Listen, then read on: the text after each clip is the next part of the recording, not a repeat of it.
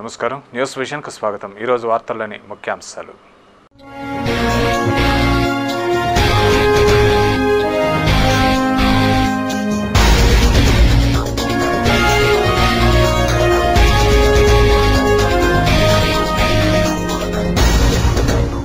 దేదీప్యమానంగా శ్రీ పద్మావతి అమ్మవారి కార్తీక బ్రహ్మోత్సవాలు। స్వర్ణరథం సర్వభూపాల వాహన సేవల్లో భక్తులను కటాక్షించిన లోకమాత।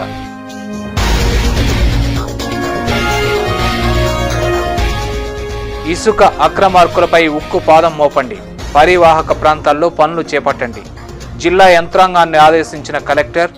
గిరిజన కాలనీల అభివృద్ధికి ప్రభుత్వం నిధులు మంజూరు చేసిందని రామ్ గోపాల్ వెల్లడి।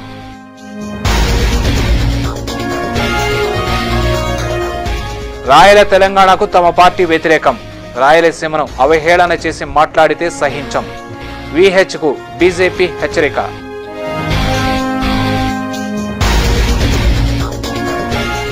రాయల తెలంగాణ వద్దు, సమైక్యాంధ్రే కావాలి, సమైక్యవాది చెంగారెడ్డి డిమాండ్, వినూత్న రీతిలో నిరసన।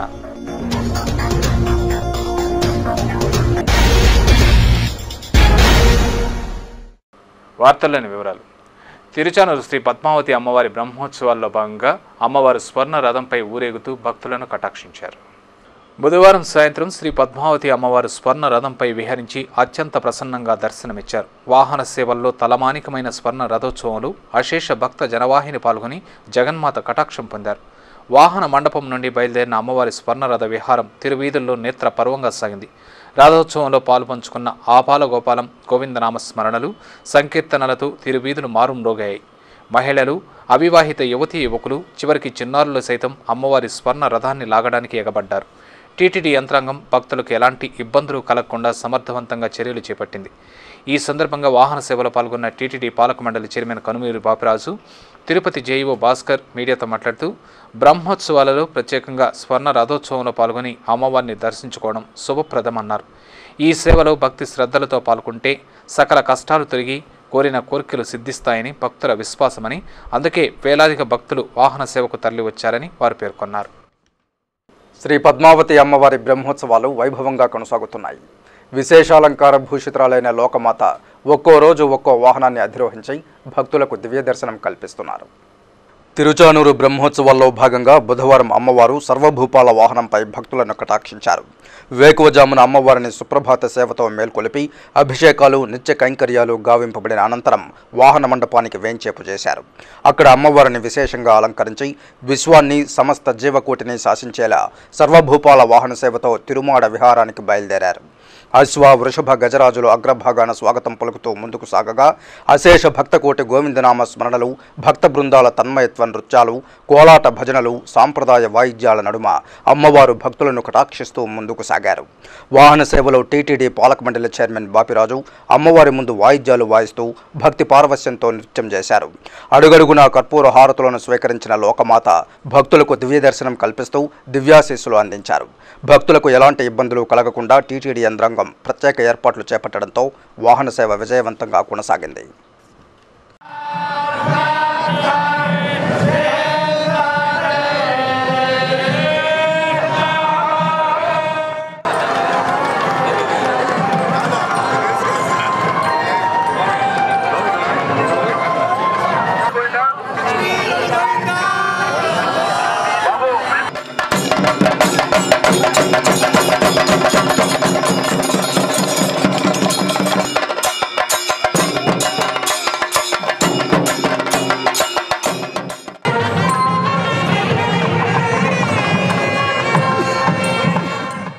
గిరిజన కాలనీల అభివృద్ధికి 11 కోట్ల రూపాయల నిధులతో మౌలిక వసతులు కల్పిస్తామని జిల్లా కలెక్టర్ రామ్ గోపాల్ తెలిపారు।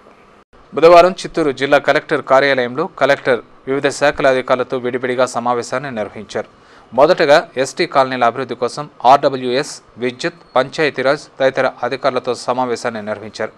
ఎస్టీ కాలనీలో 3 సంవత్సరాల్లో విద్యుత్, సిమెంట్ రోడ్లు, డ్రైనేజీ, తాగునీరు తదితర వాటిని ఏర్పాటు చేసేందుకు ప్రణాళికలు సిద్ధం చేయాలన్నారు। ఇప్పటికే ప్రభుత్వం జిల్లాలోని ఎస్టీ కాలనీల అభివృద్ధికి 11 కోట్ల రూపాయల నిధులను మంజూరు చేసిందన్నారు। అనంతరం సామాజిక చెరువుల యాజమాన్యం అధికారులు, ఫారెస్టు, డ్వామా, గ్రౌండ్ వాటర్ తదితర అధికారులతో కలెక్టర్ సమీక్ష జరిపారు। జిల్లాలోని చెరువులకు మరమ్మతు చేసి భూగర్భ జలమట్టం పెంచేందుకు కృషి చేయాలని కలెక్టర్ ఆదేశించారు। అక్రమ ఇసుక రవాణాను అరికట్టాలని, నీటి పరివాహక ప్రాంతాల్లో పనులు చేపట్టాలన్నారు. 2013-2014 ఆర్థిక సంవత్సరంలో పెండింగ్లో ఉన్న పనులు సత్వరం పూర్తి చేయాలన్నారు. అటవీ శాఖ అధికారులు అడవుల్లో చెట్లు పెంచేందుకు కృషి చేయాలన్నారు. ఈ కార్యక్రమంలో DWAMA project director Chandramouli, ground water DD Jayashankaraiah, irrigation SE, DPD తదితరులు పాల్గొన్నారు. రాయలసీమ పట్ల కాంగ్రెస్ నాయకులు వి హనుమంతరావు అవహేళనగా మాట్లాడితే పరిణామాలు తీవ్రంగా ఉంటాయని బీజేపీ రాష్ట్ర అధికార ప్రతినిధి భానుప్రకాష్ రెడ్డి హెచ్చరించారు. బుధవారం తిరుపతి ప్రెస్ క్లబ్లో ఏర్పాటు చేసిన విలేకరుల సమావేశంలో ఆయన మాట్లాడుతూ కాంగ్రెస్ పార్టీ వ్యక్తిగత రాజకీయం కోసం రాష్ట్రాన్ని ముక్కలు చెక్కలు చేస్తోందని మండిపడ్డారు. స్వార్థ రాజకీయ చదరంగంలో రాష్ట్ర ప్రజల జీవితాలతో చెలగాటమాడుతున్నారని ఆగ్రహం వ్యక్తం చేశారు. కేంద్రం రాయల్ తెలంగాణ ప్రతిపాదన చేయడం సరైంది కాదన్నారు. రాయల్ తెలంగాణకు భారతీయ జనతా పార్టీ వ్యతిరేకమని, పార్లమెంట్లో రాయల్ తెలంగాణ బిల్లును అడ్డుకుంటామని తెలిపారు. ఏ ప్రాతిపదికన రాయలసీమను విడగొడుతున్నారో ప్రజలకు చెప్పాలని డిమాండ్ చేశారు. సీమ సంస్కృతిని, చరిత్రను కనుమరుగు చేయాలనే దురుద్దేశంతోనే కేంద్ర ప్రభుత్వం నీచమైన రాజకీయాలకు పాల్పడుతోందని నిప్పులు చెరిగారు. వీహెచ్ లాంటి సీనియర్ నేతలు రాయలసీమ ప్రజల మనోభావాలు దెబ్బతినేలా అవహేళనగా మాట్లాడడం ఆయన స్థాయికి సరైంది కాదన్నారు. సమైక్యాంధ్ర ఉద్యమంలో శ్రీవారి దర్శనార్థం తిరుపతికి వచ్చినప్పుడు అలిపిరి వద్ద ఏం జరిగిందో వీహెచ్ గుర్తుంచుకోవాలని హితవు పలికారు. ఈ విలేకరుల సమావేశంలో బీజేపీ నాయకులు అజయ్ కుమార్, గుణశేఖర్, వరప్రసాద్, భాస్కర్, రవిప్రసాద్, నరసింహ పాల్గొన్నారు. రాష్ట్ర ప్రభుత్వం ప్రతిష్టాత్మకంగా చేపట్టిన చెత్తపై కొత్త సమరం కార్యక్రమం సమర్థవంతంగా నిర్వహించాలని మున్సిపల్ శాఖ డైరెక్టర్ జనార్దన్ రెడ్డి ఆదేశించారు. బుధవారం డైరెక్టర్ జనార్దన్ రెడ్డి హైదరాబాద్ నుండి అన్ని జిల్లాల్లోని మున్సిపాలిటీ కమిషనర్లు, నగరపాలక సంస్థ కమిషనర్లు, రెవెన్యూ అధికారులతో వీడియో కాన్ఫరెన్స్ నిర్వహించారు. ఈ సందర్భంగా ఆయన మాట్లాడుతూ ఫిబ్రవరి 3వ తేదీ వరకు రాష్ట్ర వ్యాప్తంగా అన్ని మున్సిపల్, నగరపాలక సంస్థల్లో చెత్తపై కొత్త సమరం 100 రోజులు కార్యక్రమాన్ని నిర్వహిస్తున్నామని తెలిపారు. ప్రతి హోటల్, కళ్యాణ మండపం, ఆలయాలు, ఇండ్లు, పర్యాటక కేంద్రాల్లో చెత్త పడకుండా శుభ్రం చేయాలని, శుభ్రం చేసిన చెత్తా చెదారాన్ని మున్సిపాలిటీ వాహనాల్లో సేకరించాలని సూచించారు. అలాగే 20 మైక్రాన్ కంటే తక్కువ ఉన్న ప్లాస్టిక్ను నిషేధించాలని ఆదేశించారు. ఈ కార్యక్రమంలో Tirupati commissioner Sakalareddy, Chittoor commissioner SS Varma, Puttur commissioner Ramesh తదితరులు పాల్గొన్నారు. చంద్రబాబు, జగన్ల చందమామ కథలను ప్రజలు నమ్మే పరిస్థితులు లేరన్న విషయాన్ని వారు గుర్తించుకోవాలని పీసీసీ సంయుక్త కార్యదర్శి నవీన్ కుమార్ రెడ్డి తెలిపారు. బుధవారం తిరుపతి ప్రెస్ క్లబ్ ఏర్పాటు చేసిన విలేకరుల సమావేశంలో ఆయన మాట్లాడుతూ చంద్రబాబు, జగన్ సీఎం కుర్చీ కోసం పాకులాడుతున్నారని ఆరోపించారు. సమన్యాయం పేరుతో ఎన్నికల్లో లబ్ధి పొందాలని చంద్రబాబు, సమైక్య శంఖారావంతో జగన్ జిల్లాలో 3 రోజులు హడావిడి సభలు, రోడ్డు షోలు నిర్వహించారని విమర్శించారు. రాష్ట్రంలో వెనకబడిన జిల్లాల్లో చిత్తూరు జిల్లా ఒకటని, ఈ ప్రాంత ప్రజలు వర్షాలపై ఆధారపడి జీవిస్తున్నారని తెలిపారు. తాగునీరు, సాగునీరు అందించేలా సీఎం కిరణ్ కండలేరు నీటిని జిల్లాకు తీసుకురావడానికి 4,300 కోట్ల రూపాయలను మొదటి విడతగా విడుదల చేయడం సంతోషదాయకమన్నారు. కండలేరు నీరు చిత్తూరుకు వెళ్లకుండా అడ్డుకుంటామని సోమిరెడ్డి చెబితే ఈ ప్రాంతానికి చెందిన టీడీపీ నేతలు కానీ, వైఎస్ఆర్ కాంగ్రెస్ పార్టీ నేతలు కానీ ఖండించకపోవడం దారుణమన్నారు. 2014 ఎన్నికల్లో జగన్ పార్టీకి 30 ఎంపీ స్థానాలు గెలిపిస్తే ఢిల్లీ గోడలను బద్దలు కొట్టడం కాదు, చెంచల్గూడ జైలు గోడలను బద్దలు కొట్టుకుని అక్రమ కేసుల నుండి బయటపడాలనే ప్రయత్నం చేస్తున్నారని ఎద్దేవా చేశారు. ఈ విలేకరుల సమావేశంలో కాంగ్రెస్ నాయకులు చిన్న, కృష్ణ, ఉమాపతి ఆచారి, రమణ, డిఎంసీ భాస్కర్, మధు, మునీశ్వర్ రెడ్డి తదితరులు పాల్గొన్నారు.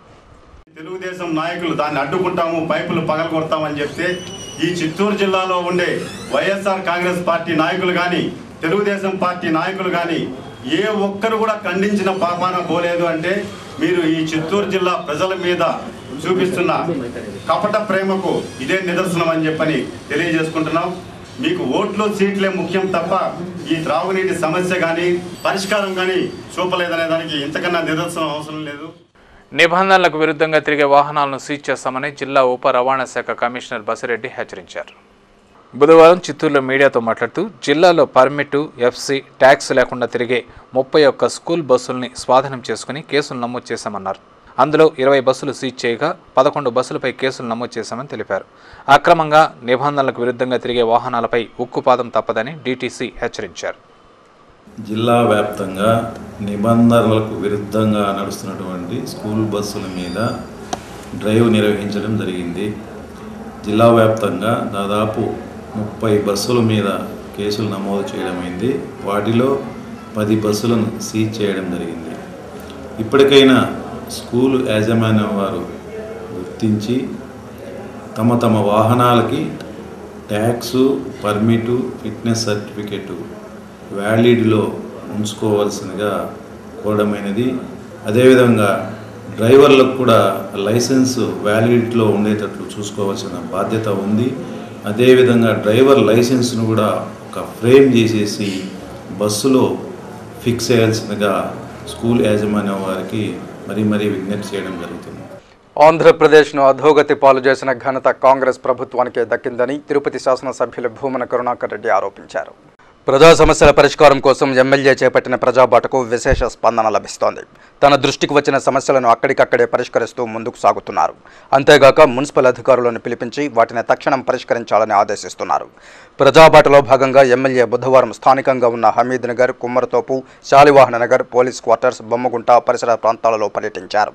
ఇంటింటికి వెళ్లి ప్రజలు పడుతున్న ఇబ్బందులను అడిగి తెలుసుకున్నారు. పుణ్యక్షేత్రంలో ఉన్నామన్న మాటే గాని తాము అనేక సమస్యలతో సతమతమవుతూ ఉన్నా పట్టించుకునేవారే లేరంటూ ఆ ప్రాంతాల ప్రజలు ఎమ్మెల్యేకు ఏకరువు పెట్టారు. స్పందించిన కరుణాకర్ రెడ్డి సమస్యల సాధనకు కృషి చేస్తానని హామీ ఇచ్చారు. అనంతరం ఆయన మీడియాతో మాట్లాడుతూ ప్రజా సమస్యలను పరిష్కరించడంలో అధికార ప్రభుత్వం పూర్తిగా విఫలమైందని విమర్శించారు. ఓట్ల రాజకీయాలకు పాల్పడుతున్న కిరణ్కు ప్రజా సంక్షేమం పట్టడం లేదని ఆరోపించారు. కక్ష సాధింపు చర్యలలో భాగంగానే సీఎం పుణ్యక్షేత్ర అభివృద్ధిని గాలి కుదిలేశారని దుయ్యబట్టారు. కాంగ్రెస్ ప్రభుత్వం నిద్రావస్థలో ఉందని, ప్రజా వ్యతిరేక విధానాలను అవలంబిస్తున్న అధికార పార్టీకి నోకలు చెల్లాయని, 2014 సార్వత్రిక ఎన్నికల్లో ఆ పార్టీకి ప్రజలు రాజకీయ సమాధి కడతారని ఎమ్మెల్యే హెచ్చరించారు. ఈ ప్రజాబాట కార్యక్రమంలో వైఎస్ఆర్ కాంగ్రెస్ పార్టీ నాయకులు కట్టా జయరాం యాదవ్, కట్టా గోపి యాదవ్, బొమ్మగుంట రవి, రాజేంద్ర, పార్టీ కార్యకర్తలు, మహిళా నాయకురాళ్లు పాల్గొన్నారు.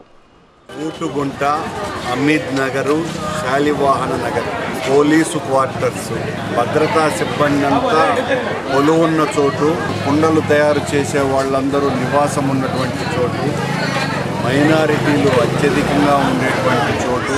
ఇక్కడ నీళ్లు 2 రోజులకు ఒక్కసారి అరగంట పాటు వదులుతున్నాం. 5 బిందెలు కూడా రావు ఆ నీళ్లు. ప్రభుత్వ నిర్లక్ష్యానికి తిరుపతి పూర్తిగా గురైపోయింది.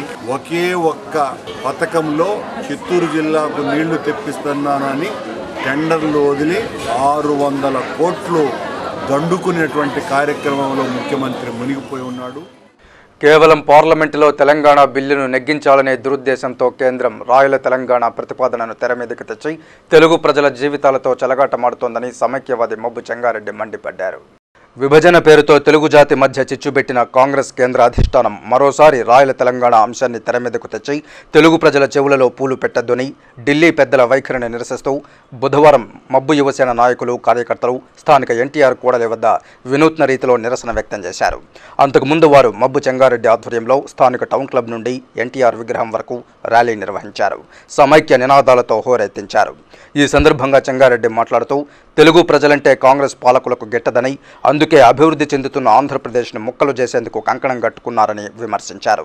ఆది నుంచి రాయలసీమకు అన్యాయం జరుగుతూ వస్తోందన్నారు. ఈ ప్రాంత ప్రజాప్రతినిధులు స్వార్థపరులు కాబట్టే సీమకు ఈ దుస్థితి వచ్చిందన్నారు. రాయల తెలంగాణ ప్రతిపాదనే ఇందుకు నిదర్శనమన్నారు. తెలుగు రాష్ట్రం నుంచి అధిక సంఖ్యలో ఎంపీలను కేంద్రానికి పంపినా ఒక్కసారి ఢిల్లీ పెద్దలు సీమాంధ్రుల మనోభావాలను గుర్తించకపోవడం బాధాకరమన్నారు. నిన్నటి వరకు సమైక్యాంధ్ర ఉద్యమంలో పాల్గొన్న సీమాంధ్ర కాంగ్రెస్ ప్రజాప్రతినిధులు కేవలం తమ రాజకీయ లబ్ధి కోసం రాయల తెలంగాణకు సహకరించడం దారుణమన్నారు. ఎన్నో ఏండ్లుగా కలిసి ఉన్న రాయలసీమను రాజకీయ ప్రయోజనాల కోసం విచ్ఛిన్నం చేయడం సోనియా గాంధీకి తగదన్నారు. ఆమె చారిత్రాత్మక తప్పిదానికి పాల్పడుతోందని, విభజనపై పునరాలోచించి సమైక్యాంధ్ర ప్రకటన చేయాలని డిమాండ్ చేశారు. లేని పక్షంలో కాంగ్రెస్ పార్టీకి పతనం తప్పదని హెచ్చరించారు. అలాగే కాంగ్రెస్ పార్టీ కానీ, సోనియా గాంధీ గారు కానీ వీళ్ళందరూ కూడా సీమాంధ్రుల చెవుల్లో పూలు పెట్టే విధంగా ఈరోజు రాయలసీమని విభజించి కర్నూలుని, అనంతపురంని తెలంగాణలో, అలాగే కడపని, చిత్తూరుని ఆంధ్ర ప్రాంతంలో కలపాలనే నిర్ణయం తీసుకోవడం ఎంత దారుణమైన విషయం అంటే, మనకు ఉన్న ఒకే ఒక ప్రాజెక్టు శ్రీశైలం అయితే ఆ శ్రీశైలాన్ని కూడా తెలంగాణ వాసులకు ఇవ్వడం అనేది చాలా దారుణమైన విషయం. దానివల్ల తిరుపతికి సంబంధించి తాగునీరు రాదు, అలాగే చిత్తూరు, కడపకు సంబంధించిన రైతులు తీవ్రంగా నష్టపోయే పరిస్థితులు ఉన్నాయి. మిగులు జలాలపై వాటా కూడా మనం కోల్పోయిన పరిస్థితుల్లో, ఇటువంటి పరిస్థితుల్లో విభజన జరగడం అనేది తెలంగాణ వాసులకైతే కానీ, లేకపోతే మన సీమాంధ్రులకు కూడా చాలా దారుణంగా సోనియా గాంధీ గారు మూర్ఖంగా చారిత్రాత్మకమైన తప్పు చేస్తూ. సుప్రసిద్ధ గాయకులు, సంగీత దర్శకులు ఘంటసాల వెంకటేశ్వరరావు జయంతి వేడుకలను తిరుపతిలో ఘనంగా నిర్వహించారు. ఘంటసాల వెంకటేశ్వరరావు 91వ జయంతి సందర్భంగా స్థానిక వివి మహల్ రోడ్లోని ఘంటసాల విగ్రహం ఎదుట స్వచ్ఛంద సంఘాలు, రాజకీయ పార్టీలు, ఘంటసాల అభిమానులు స్వచ్ఛందంగా తరలివచ్చి విగ్రహానికి పూలమాలలు వేసి మధుర గాయకుడి స్మృతులను స్మరించుకున్నారు. పీసీసీ సంయుక్త కార్యదర్శి నవీన్ కుమార్ రెడ్డి ఆధ్వర్యంలో కాంగ్రెస్ పార్టీ నాయకులు, అలాగే తిరుపతి ఫిల్మ్ సొసైటీ నేతృత్వంలో ఆ సంఘం నాయకులు, ఘంటసాల అభిమానులు, శాప్స్ జేఏసీ కన్వీనర్ డాక్టర్ సుధారాణి తదితరులు ఘంటసాల విగ్రహానికి పూలమాలలు వేసి ఘన నివాళులర్పించారు. ఈ సందర్భంగా వక్తలు మాట్లాడుతూ ఘంటసాల వెంకటేశ్వరరావు గాత్రం తెలుగు జాతి ఉన్నంత వరకు పదిలంగా ఉంటుందని అన్నారు. అన్ని వర్గాల ప్రేక్షకులను, ప్రజలను అలరించిన గొప్ప సుప్రసిద్ధ గాయకులు ఘంటసాలేనని, ఆయన భౌతికంగా లేకపోయినా నిత్యం ప్రతి ఇంట్లో, ఆలయాల్లో ఆయన పాటలు వినిపిస్తూనే ఉంటాయని పేర్కొన్నారు. ఆయన పాటలు మానసిక ప్రశాంతతకే కాకుండా శారీరక రుగ్మతలు తొలగిపోవడానికి కూడా దోహదపడుతున్నాయని, ఘంటసాల పట్ల వారికి ఉన్న అభిమానాన్ని చాటుకున్నారు. ఈ కార్యక్రమంలో శేషగిరిరావు, వేణుగోపాల్ రెడ్డి, డిఎంసీ భాస్కర్, ప్రసన్న, ద్వారక తదితరులు పాల్గొన్నారు. ప్రతి పాటలో ఒక అర్థం ఉంటుంది, అన్నిటికి మించి సమాజానికి ఒక మంచి సందేశం ఉంటుంది. అందులో ఏం చెప్పాలంటే అవన్నీ కూడా ఒక సర్వరోగ నివారణలాగా అనిపిస్తుంది. ఆయన పాటలు వింటుంటే ఎంతో మానసిక ప్రశాంతత కలుగుతుంది. ముఖ్యంగా మనం ఉదయాన్నే లేచి దినకర శుభకర అనే పాట వినగానే ఆ రోజంతా కూడా ప్రశాంతంగా భగవంతుడి దయతో గడవాలని కోరుకుంటాము. అన్నిటికి మించి యువతలో కూడా దేశభక్తి గురించి కానీ, పాడబోయే భారతీయుడు అనే పాట విన్నప్పుడు ముఖ్యంగా మహిళలకు కూడా చాలా ఉత్తేజాన్ని కలిగించే పాటలు ఆయన చాలా పాడారు. లేచింది నిద్ర లేచింది మహిళా లోకం అన్న పాట వింటుంటే ఎటువంటి వారికి కూడా బలహీనంగా ఉన్న టైంలో అది ఒక గొప్ప ఇన్స్పిరేషన్ ఇస్తుంది. నిఫ్ట్ పట్ల ఆంధ్రప్రదేశ్ విద్యార్థులకు అవగాహన లేకపోవడం బాధాకరమని, తిరుపతిలో చైతన్యం తీసుకురావడానికి అవగాహన కార్యక్రమాలను నిర్వహిస్తున్నట్లు ఆ సంస్థ అసోసియేట్ ప్రొఫెసర్ శ్రీనివాసరావు తెలిపారు. బుధవారం తిరుపతి ప్రెస్ క్లబ్లో ఏర్పాటు చేసిన విలేకరుల సమావేశంలో ఆయన మాట్లాడుతూ 1986లో భారత ప్రభుత్వం కేంద్ర వస్త్ర మంత్రిత్వ శాఖ ద్వారా National Institute of Fashion Technology ఏర్పడిందన్నారు.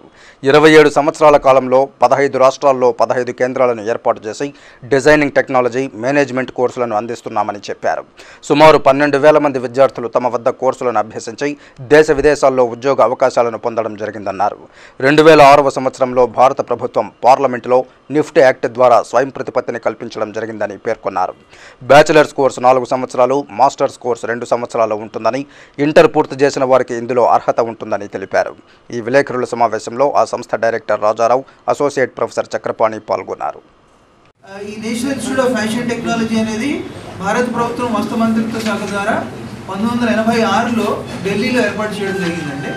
ఆ తర్వాత గత 27 సంవత్సరాల కాలంలో ఇది విస్తరించి 15 రాష్ట్రాల్లో ప్రస్తుతము 15 రాష్ట్రాల్లో 15 సెంటర్స్, శాఖలు ఏర్పాటు చేయడం జరిగింది.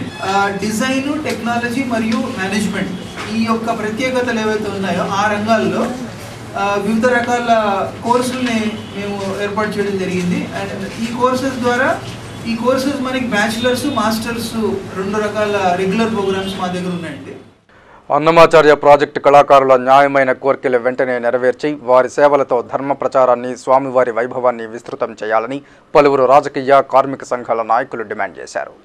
శాశ్వత ఉద్యోగులుగా గుర్తించి న్యాయమైన కోర్కెలు నెరవేర్చాలని డిమాండ్ చేస్తూ గత 3 రోజుల క్రితం స్థానిక టీటీడీ పరిపాలనా భవనం ఎదుట అన్నమాచార్య ప్రాజెక్టు కళాకారులు చేపట్టిన పోరాటంలో భాగంగా బుధవారం వినూత్న రీతిలో నిరసన తెలియజేశారు.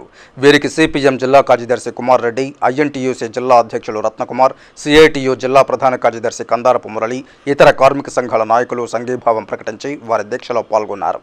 కళాకారులు అన్నమాచార్య కీర్తనలను వాయిస్తూ దేవదేవుడిని ఆరాధిస్తూ తమ కష్టాలను గట్టెక్కించాలని ప్రార్థించారు.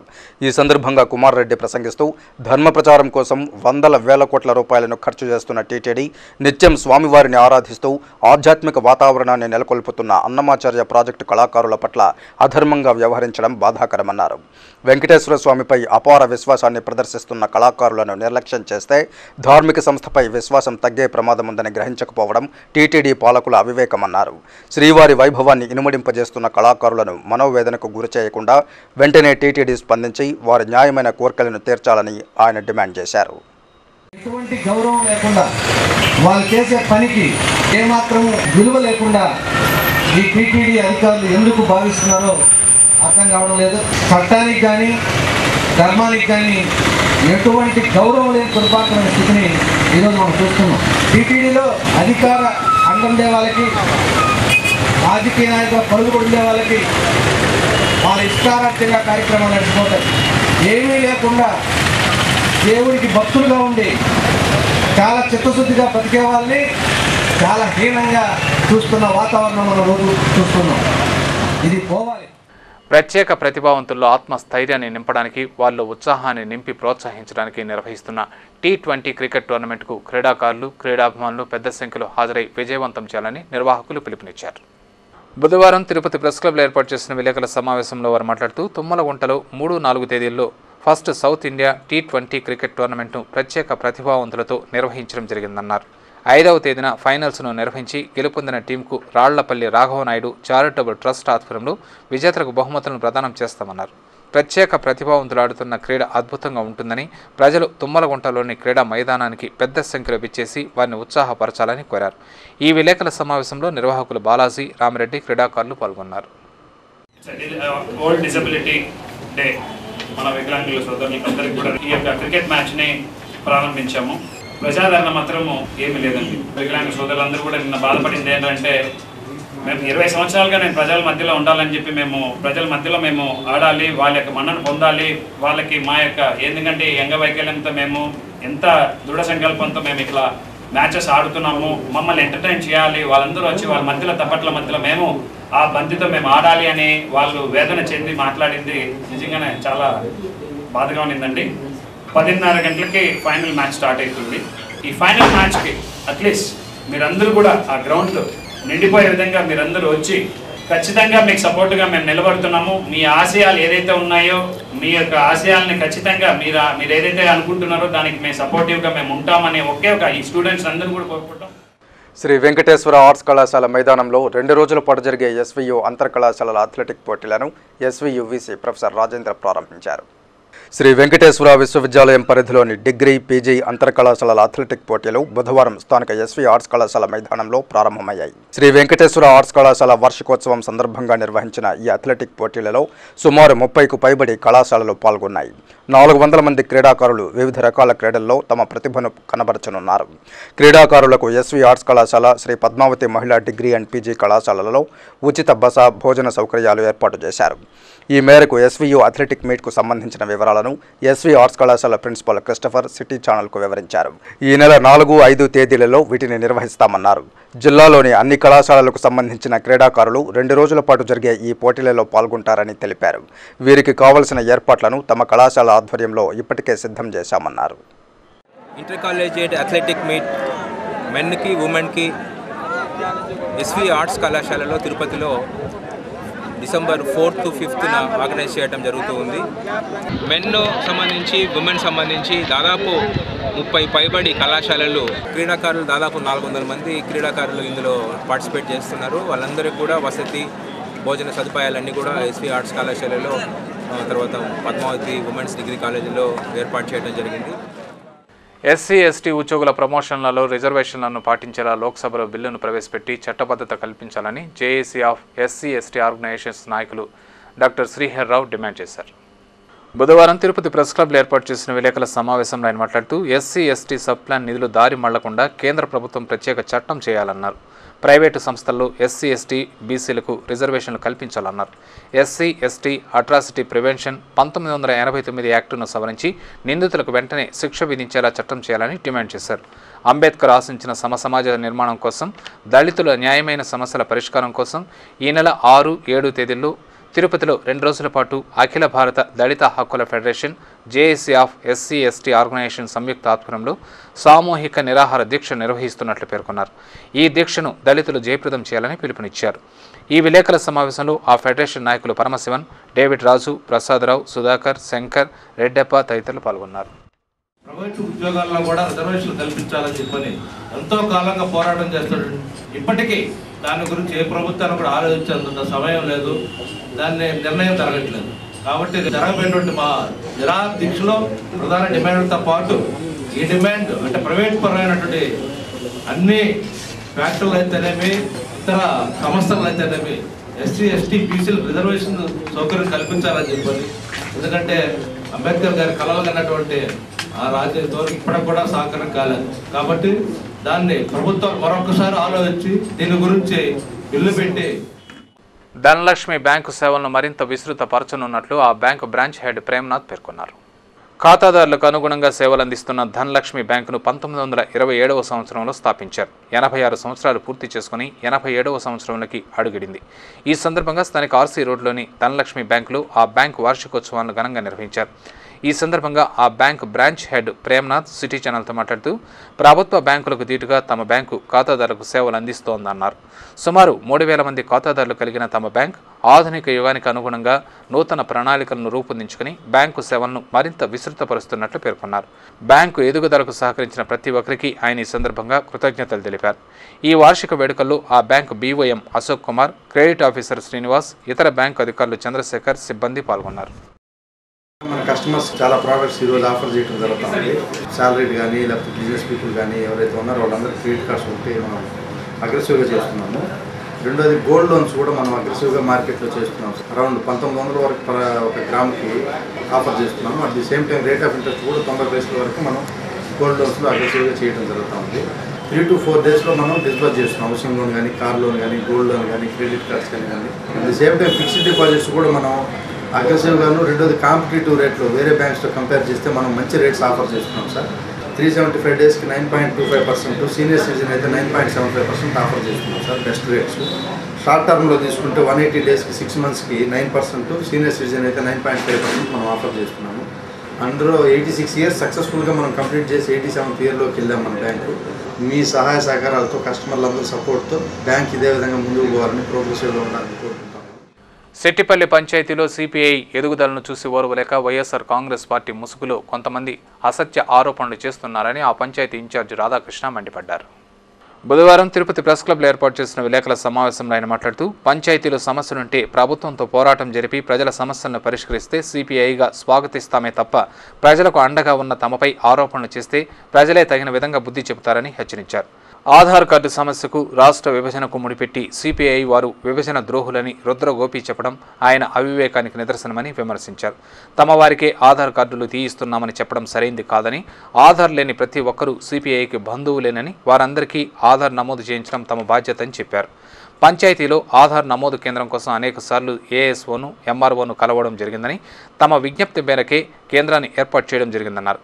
గుర్తింపు కోసం ఒక పార్టీని విమర్శిస్తే ప్రచారం వస్తుందని నోరు పారేసుకోవడం మూర్ఖత్వమే తప్ప మరొకటి కాదని సూచించారు.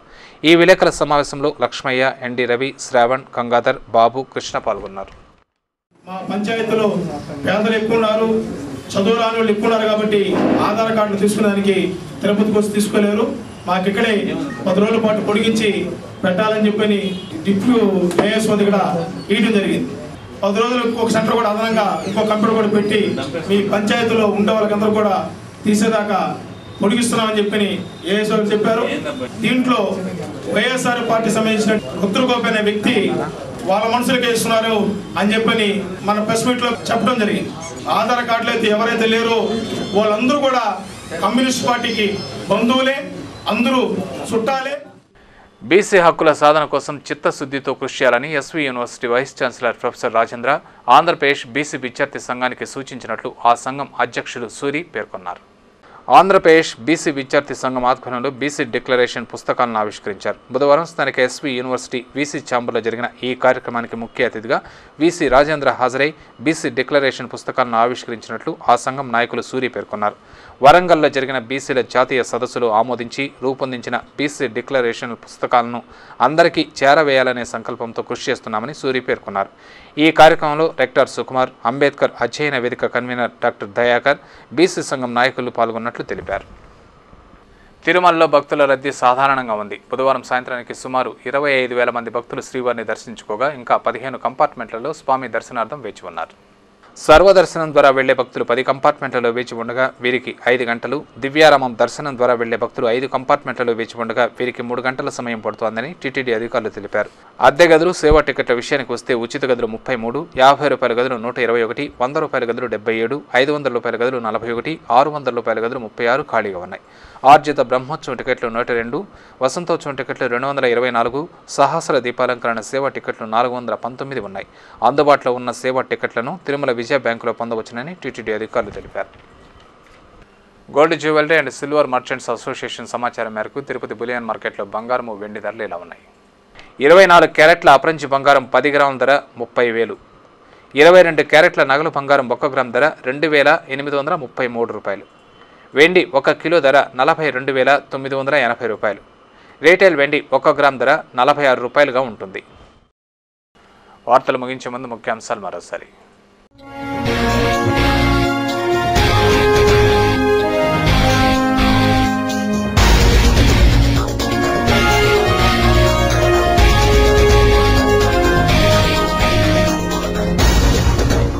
దేదీప్యమానంగా శ్రీ పద్మావతి అమ్మవారి కార్తీక బ్రహ్మోత్సవాలు.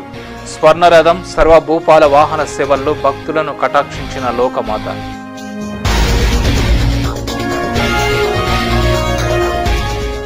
ఇసుక అక్రమార్కులపై ఉక్కు పాదం మోపండి, పరివాహక ప్రాంతాల్లో పనులు చేపట్టండి. జిల్లా యంత్రాంగాన్ని ఆదేశించిన కలెక్టర్. గిరిజన కాలనీల అభివృద్ధికి ప్రభుత్వం నిధులు మంజూరు చేసిందని రామ్ గోపాల్ వెల్లడి.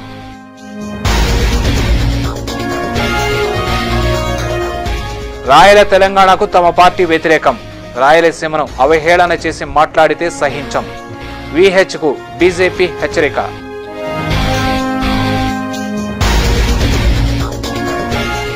రాయల తెలంగాణ వద్దు, సమైక్యాంధ్రే కావాలి. సమైక్యవాది చెంగారెడ్డి డిమాండ్. వినూత్న రీతిలో నిరసన.